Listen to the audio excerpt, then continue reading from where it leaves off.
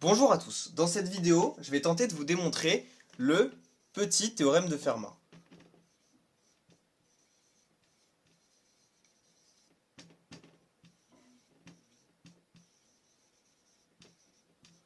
Donc qu'est-ce que nous dit le petit théorème de Fermat?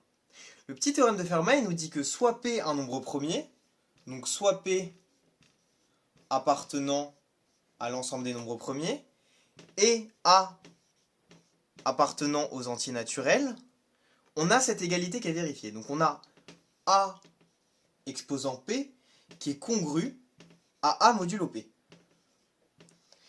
Donc, si P est un nombre premier et que A appartient aux entiers naturels, eh bien on aura cette égalité qui est vérifiée.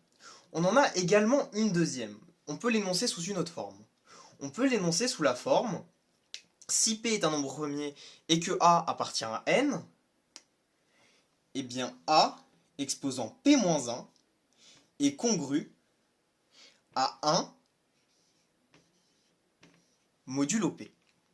Donc ici on a deux écritures pour le théorème de Fermat. Cette écriture, elle s'appelle le théorème bis du théorème de Fermat, tandis que celle-ci, c'est le théorème de Fermat qu'on utilise en temps normal.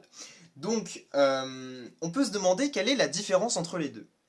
Eh bien, on utilise cette écriture quand A est un multiple de P. Et on utilise celle-là quand A n'est pas un multiple de P. Donc qu'est-ce que ça implique? Ça implique ici que P divise, donc P, le trait ici, signifie diviser, que P divise A exposant P moins A. Donc ici, ça implique ça. Alors que ce théorème-là, il implique que P divise A exposant P moins 1 moins 1. Donc on peut se dire, quelle est véritablement la différence?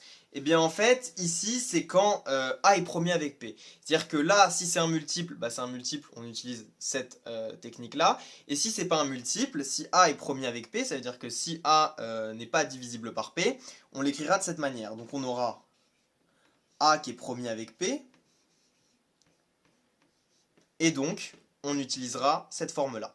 Donc cette écriture ici, elle peut vous paraître totalement nouvelle. C'est normal, en fait ici ça signifie le plus grand diviseur commun ou le plus grand commun diviseur.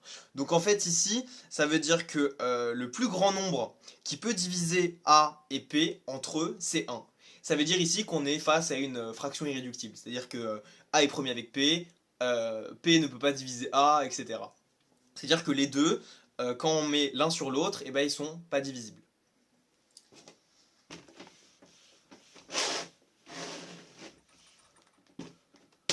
Donc maintenant qu'on a vu ça, on va pouvoir passer à une partie du théorème qui s'appelle le petit théorème de Fermat implique le théorème bis. Qu'est-ce que ça veut dire tout ça?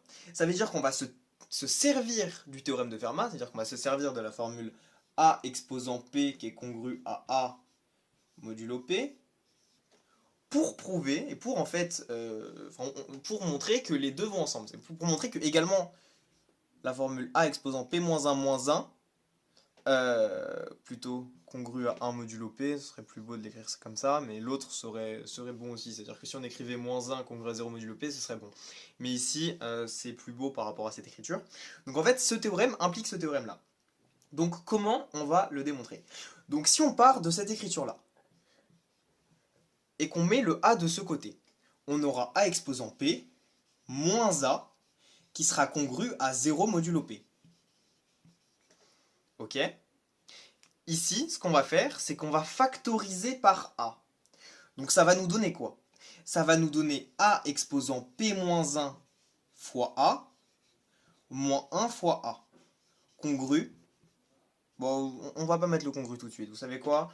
On va directement passer, on va isoler cette partie-là. Donc si on isole cette partie-là, on a ça. Pourquoi A exposant P moins 1 fois A? Parce qu'en fait ici on a A exposant P, et si on enlève un A à A exposant P, ben en fait ça nous donne A exposant P moins 1.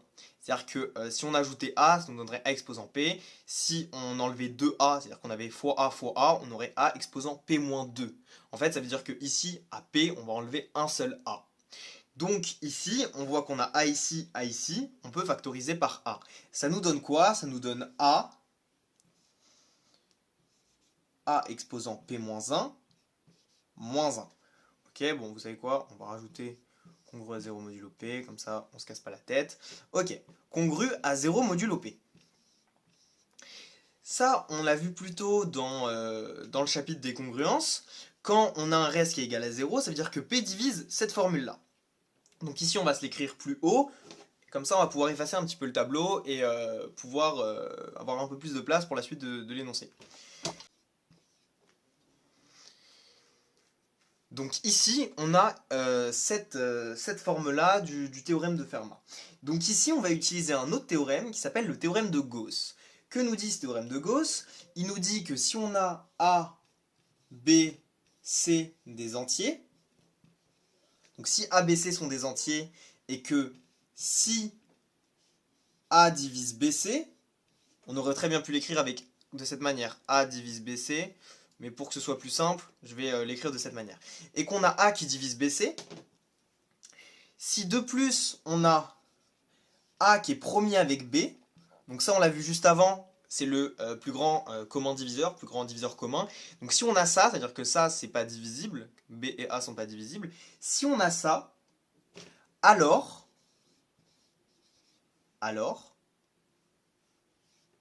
C est divisible par A. Donc ça c'est le théorème de Gauss.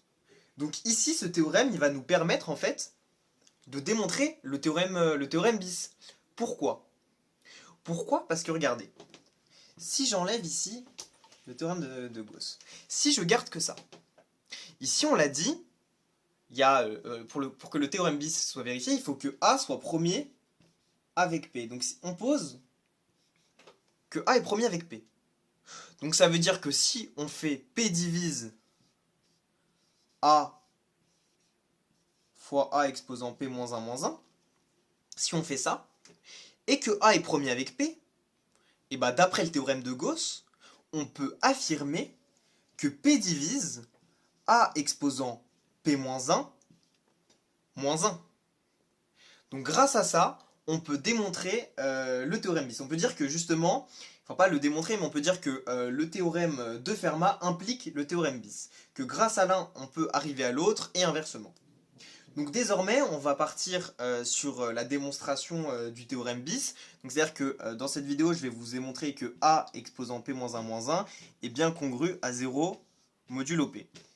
Donc l'autre démonstration, A exposant P qui est congru à A modulo P, ce ne sera pas dans cette vidéo. Mais au moins, comme ça, vous pourrez savoir comment démontrer cette partie-là du théorème. Donc ici, ce qu'on va faire, c'est qu'on va poser un ensemble E. Ça veut dire qu'on va poser soit E, l'ensemble A, modulo P, 2A modulo P, jusqu'à P-1 A modulo P. On n'a pas beaucoup de place ici, donc je vais continuer ici. Je vais faire la petite... Ici, c'est ce qui correspond ici, si vous n'avez pas compris. Donc ici, ça nous donne quoi? Ça nous donne égal à NA modulo P avec N compris entre 1 inclus et P-1 inclus. Donc je vais vous expliquer cette écriture-là. Donc on va prendre un ensemble quelconque, c'est-à-dire qu'on va prendre un ensemble qui soit compris entre un nombre A et un nombre P-1 A. Donc en fait ici, c'est qu'on va lier à A un nombre quelconque. Ici, ça va aller de 1, 2, 3, 4, 5, nanana, jusqu'à P-1. Pourquoi P-1? Parce que ici, ce qu'on va essayer de faire, c'est qu'on va essayer de trouver un nombre plus petit qu'un nombre premier. Plus petit qu'un nombre premier quelconque. C'est-à-dire qu'on va prendre par exemple, je sais pas, imaginons qu'on prenne 7 qui est un nombre premier. Et bah ici, cet ensemble, il va de 1, 2, nanana, nanana, jusqu'à P-1, donc jusqu'à 6. Donc ici, on prend un nombre qui sera obligatoirement premier avec P. Donc là, c'est moi qui vous le dis, mais en fait, ce qu'on va faire, c'est qu'on va essayer de le démontrer dans cette vidéo. Donc en fait, une notion qui est importante à savoir en arithmétique, c'est qu'un nombre qui est très grand, enfin un nombre qui est plus grand qu'un autre, ne pourra pas le diviser. C'est-à-dire que par exemple, si on a A qui est plus grand que B, et ben A ne pourra pas diviser B. Donc ici, ce qu'on peut dire, c'est que P, si on a P par exemple qui est plus grand que P-1, ce qui est sûr, et ben ici, P ne pourra jamais diviser P-1. Donc c'est ça ici, ce qu'on va essayer de faire, c'est qu'on va, en fait, on va prendre un ensemble où on a des nombres qui seront toujours plus petits que P. Donc ici, aussi, j'ai oublié de vous le préciser, n c'est un nombre quelconque de cet ensemble qui appartient à 1 et P-1. Pourquoi c'est inclus? Parce que ça peut prendre la valeur 1 et ça peut prendre la valeur P-1. Donc voilà, maintenant qu'on a énoncé tout ça, on va passer à la première partie de la démonstration de ce théorème. Qu'est-ce qu'elle nous dit? On va essayer de démontrer, en fait on cherche à démontrer que NA n'est pas congru à 0 modulo P. Ici c'est ce qu'on cherche à démontrer. Sauf que pour démontrer ça, en fait on va utiliser une technique qui est souvent utilisée pour la démonstration de théorèmes, c'est qu'on va procéder par l'absurde. Qu'est-ce que ça veut dire procéder par l'absurde? Ça veut dire que ici, en fait, on va essayer de démontrer que, par exemple, 1 n'est pas égal à 2, mais pour démontrer que 1 n'est pas égal à 2, on va essayer de montrer que 1 est égal à 2. En fait, on va se rendre compte que c'est impossible de démontrer que 1 est égal à 2, et en montrant que c'est impossible, et ben en fait, on va démontrer ce théorème-là. En fait, on va démontrer que 1 n'est pas égal à 2. On essaye de montrer que 1 est égal à 2, mais c'est impossible. Du coup, on fait ça pour les théorèmes. Donc ici, qu'est-ce qu'on fait? On suppose que NA soit congru à 0 modulo P. Donc ici, on suppose ça. Donc, qu'est-ce que ça veut dire ici? Ici, ça veut dire que P divise NA. Ici, ça veut dire ça. Or, ce qu'on a vu, c'est que A, on l'a vu précédemment dans la vidéo, c'est que A est premier avec P. Ça, on l'a vu, puisqu'on traite le théorème bis. Donc A est premier avec P. Donc ici, puisque A est premier avec P, c'est-à-dire que A n'est pas un multiple de P, et ben, ça veut dire que si P divise NA, je précise toujours, si P divise NA, et que A est premier avec P, on l'a vu, d'après le théorème de Gauss, ça voudrait dire que P divise N. Ça implique que P divise N. Sauf qu'on a vu quoi? On a vu que N, ça appartient à cet ensemble. Or, on peut écrire N appartient à, est entre P-1 et 1. Or, qu'est-ce que j'ai dit tout à l'heure? Tout à l'heure, j'ai dit que un nombre premier ne peut pas diviser un nombre qui est plus grand que lui, ou qu'un nombre qui est plus grand ne peut pas diviser un nombre qui est plus petit que lui. Et ici, on a l'exemple type.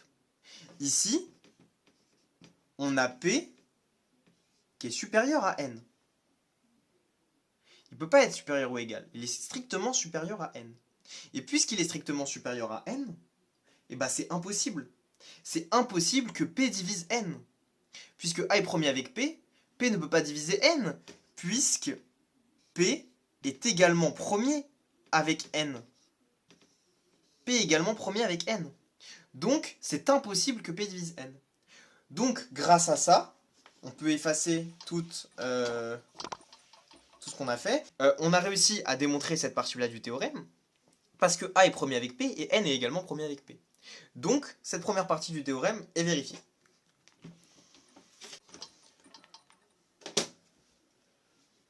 Désormais, ce que je vais essayer de démontrer, c'est que les P-1 éléments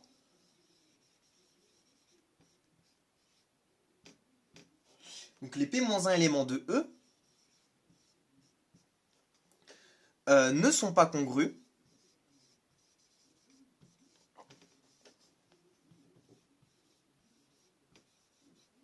modulo P. Congru avec un S modulo P. Donc ici, c'est ce que j'essaye de démontrer. Donc pour démontrer ça, on va encore procéder par l'absurde. On va supposer que NA est congru à MA modulo P. Donc n, c'est encore un nombre qui est compris entre 1 et p-1. Également pour m. M, on va prendre un m qui est compris également entre 1 et p-1. Donc ici, on peut encore supposer que, par exemple, n est supérieur à m. On pose ça. Ça aurait pu être l'inverse, mais ici, je me dis n est supérieur ou égal à m. Et bien ici, qu'est-ce que ça veut nous dire? Ici, si on factorise encore cela, ça nous fait a fois n moins m congru à 0 modulo p. Donc ici, ça nous donne ça, parce que ici, on va faire na moins ma, on factorise le tout, ça nous fait a, qui est a fois n moins m, qui est congru à 0 modulo p. Donc ici, ce qu'on va avoir, c'est qu'on va avoir un n et un m, puisque n est plus grand que m, on va avoir 0, et on va avoir n moins m qui sera supérieur ou égal à 0. Pourquoi égal à 0? Parce qu'ils peuvent s'annuler. Imaginons qu'on ait 4 et 4, s'ils sont égaux, pardon. Si on a 4 et 4, bah, ça s'annule. Si on a par exemple 6 et 4, bah, ça va nous donner 2. 2, ce sera plus grand de 0. Donc c'est pour ça qu'on peut affirmer ça avec l'écriture qu'on a ici. Donc on peut affirmer ça. Donc si on affirme ça, on en déduit que également 1 est compris entre... Voilà, on a n qui est compris entre 1 et p-1, et on a également la même chose avec m. Donc on a m qui est compris entre 1 et p-1. Donc on a ça et ça.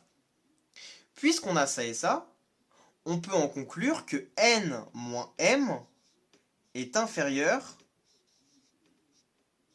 ou égal à p-1. Donc grâce à ça, on peut en déduire ça. Parce que ici, on a ça qui est dans cet intervalle, on a ça dans cet encadrement, je veux dire, on a n qui est dans cet encadrement, on a m qui est dans cet encadrement, et du coup, on peut en déduire cette écriture-là. Donc, comme on l'a vu dans la démonstration précédente, on peut en déduire grâce à ça, puisque P est premier avec A, ici. Donc ça veut dire que P divise n moins m. Puisque P est premier avec A, la seule option de divisibilité, donc ce serait que P divise n moins m. Sauf qu'on l'a vu, n et m, ils appartiennent à 1 P-1. Donc ils sont plus petits que P. Donc ici, la seule option de divisibilité possible, ce sera que n moins m soit égal à 0. Pourquoi ici, c'est la seule option de divisibilité? Parce que si on avait un nombre, par exemple, n moins m, qui était égal à 1, et bah, ça aurait été impossible que P divise 1. Parce que P est beaucoup plus grand que 1. Et du coup, on peut ainsi en conclure que n moins m est égal à 0. Sauf que ici, du coup, ça veut dire que NA est congru à MA, le tout modulo P. Ici, si on reprend l'écriture d'avant, ça veut dire ça. Sauf qu'ici, qu'est-ce que ça veut dire? Si n est égal à m, ben on voit que c'est pas possible parce qu'on a pris un n et un m qui appartiennent à eux. Donc ici, on peut valider que n n'est pas égal à m. Et puisque n n'est pas égal à m, et bah on a... Je vais effacer un petit peu pour qu'on ait de la place. On a NA qui n'est pas congru à MA modulo P. Donc, puisque N et M ils appartiennent à cet ensemble et qui doivent être égaux à 0, mais ils sont premiers avec P, on voit que c'est pas possible.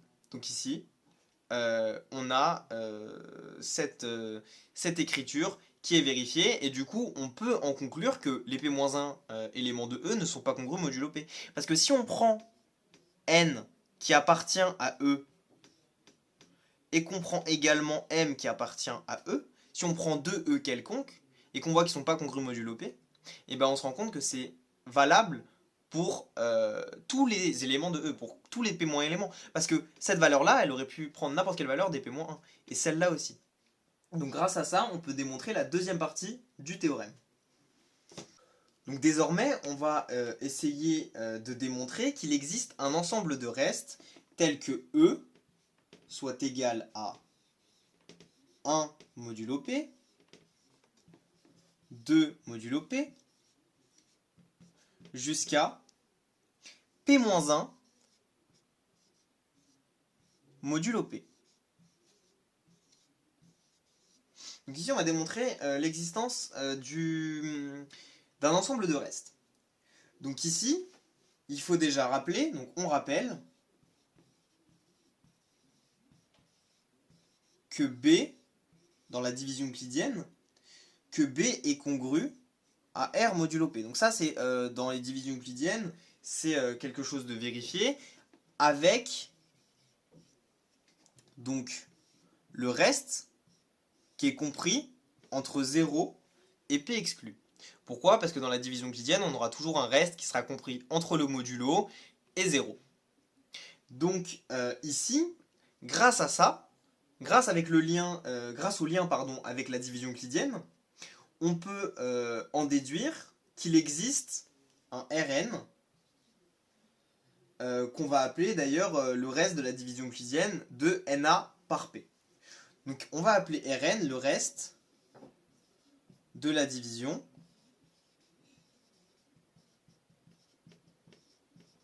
euclidienne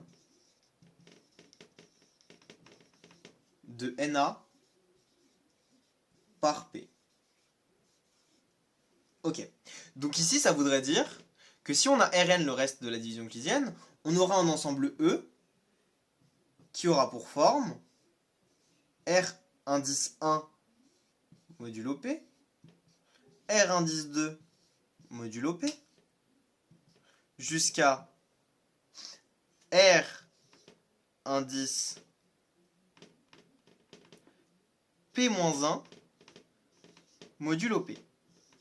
Donc ici, on a tous ces restes jusqu'à reste indice P-1. Donc ici, on aura R indice I qui sera compris entre 1 inclus et P-1 inclus. Le RI, le R indice I, ici, c'est un R quelconque. Ça veut dire que ce sera un R qui sera compris entre 1 et P-1. Ça veut dire que ça peut être R1, ça peut être R2, ça peut être RP-4 et ça peut être également RP-1. Donc ici, grâce à cette écriture-là, on peut en déduire avec la division euclidienne que ici, les P-1 restes, ils sont distincts entre eux. Donc si j'efface juste ici cette écriture, on aura les P-1 restes qui seront tous distincts entre eux. Donc on aura R1 qui ne sera pas égal à R2 par exemple. On aura également des restes qui seront non nuls. Pourquoi ils seront non nuls? Parce que les restes, ils partent de 1. C'est-à-dire qu'il y a 1, 2, 3 jusqu'à P-1.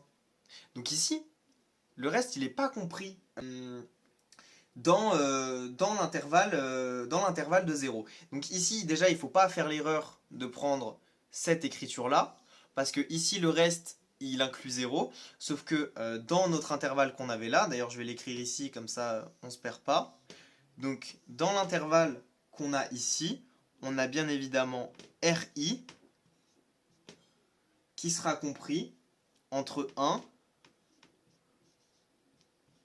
et P-1. Donc ici, puisqu'on a la plus petite valeur de R, ce serait 1, et bah donc R1, R2 ou RI par exemple, on peut écrire RI, ne sera pas égal à 0. Donc ici, on a déjà des restes qui seront tous distincts entre eux. Et on aura également des restes qui seront inférieurs à P-1.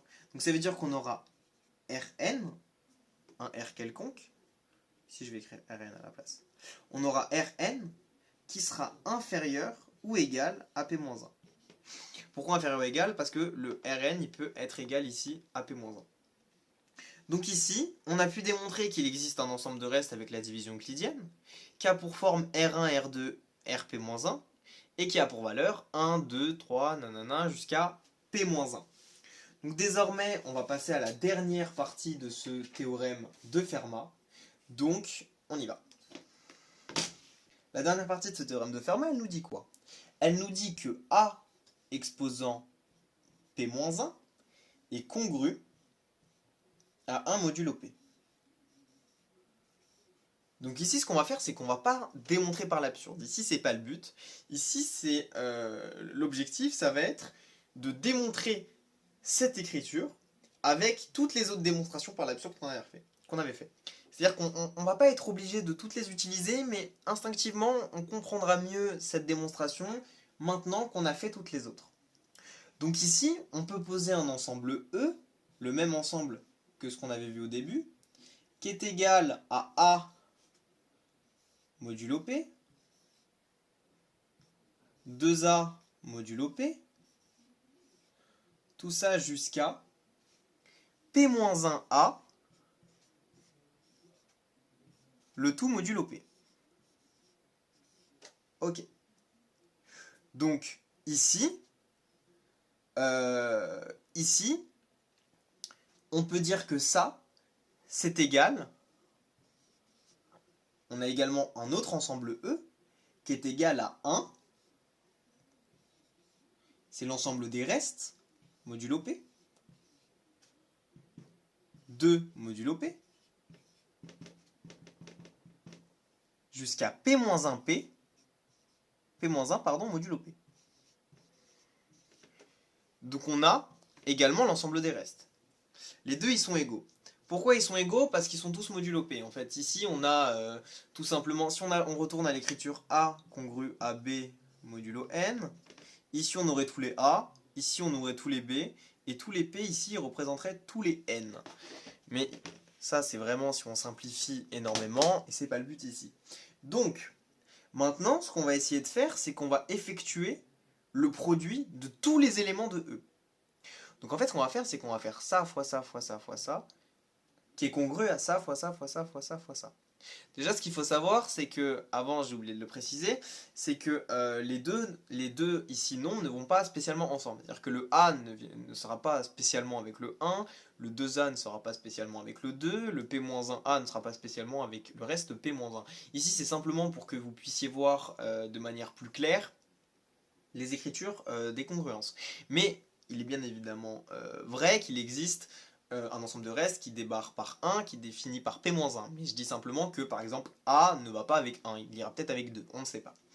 Donc ici, si on effectue, donc ici j'écris effectuons le produit de tous les éléments de tous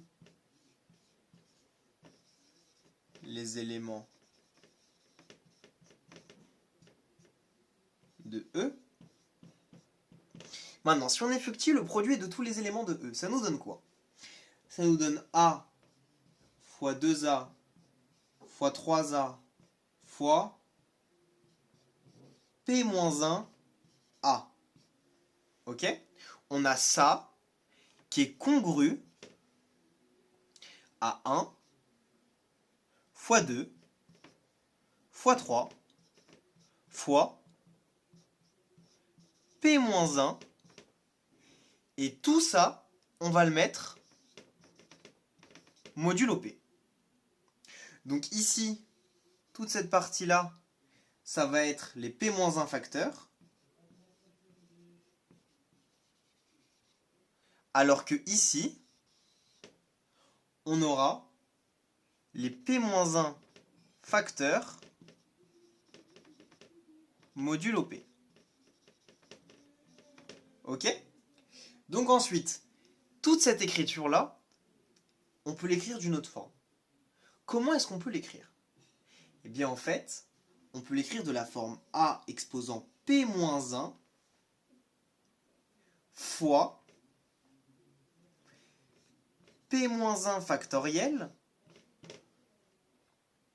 congru à P-1 factoriel modulo P. Ah là, vous vous dites, qu'est-ce qu'il a fait? Eh bien en fait, ici, ce qu'on a fait, c'est qu'on a pris tous les A. Tous les A, c'est quoi? Tous les A, c'est A jusqu'à P-1. Donc on a combien de A? On en a P-1. Donc on a un nombre de A qui est égal à A exposant P-1. On le multiplie par quoi? En fait, si on enlève tous les A ici, ça fait quoi? Ça fait 1 fois 2 fois 3 fois 4 fois 5 jusqu'à fois P-1. Bah ici, ce qu'on fait, c'est qu'on fait P-1 factoriel. Ça veut dire ici, le factoriel, qu'on va faire 1 fois 2 fois 3 fois 4 jusqu'à p-1. Donc ici, on a su démontrer ça. Maintenant, on s'attaque à ça. Bah, qu'est-ce qu'on a? On se rend compte que c'est exactement la même chose qu'ici. Sauf que ici, il n'y a pas les a. Sauf que ici, je veux dire, il n'y a pas les a. Donc ici, c'est pas la peine de rajouter fois a exposant p-1, puisqu'il n'est pas là. Donc on a également p-1 factoriel. Le tout modulo p, bien sûr, le p n'est pas modifié. Donc maintenant, je vais faire un petit peu de place sur le tableau et je vais vous démontrer la fin du théorème.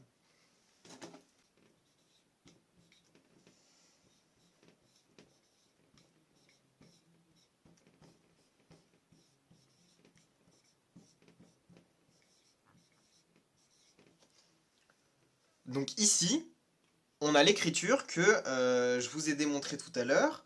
Donc ici, on a cette écriture. Maintenant, on aimerait quand même la faire partir à une écriture de la forme a exposant p-1 qui est congrue à 1 modulo p. Donc comment est-ce qu'on va faire? Bien ici, on va mettre l'exposant p-1 de ce côté-là.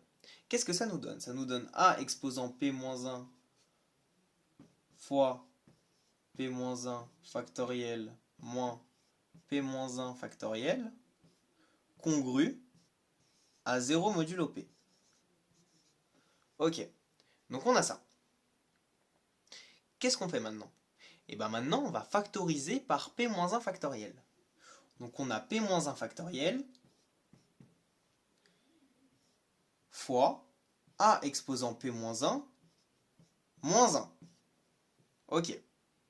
Tout ça qui est congru, bien évidemment, toujours à 0 modulo p. Sauf qu'on a vu que tous les p-1, ici, ils sont premiers avec p. On a tous les p-1, on a même p-1 factoriel, mais on a tous les p-1 qui sont premiers avec p. Donc ici, on peut dire que d'après le théorème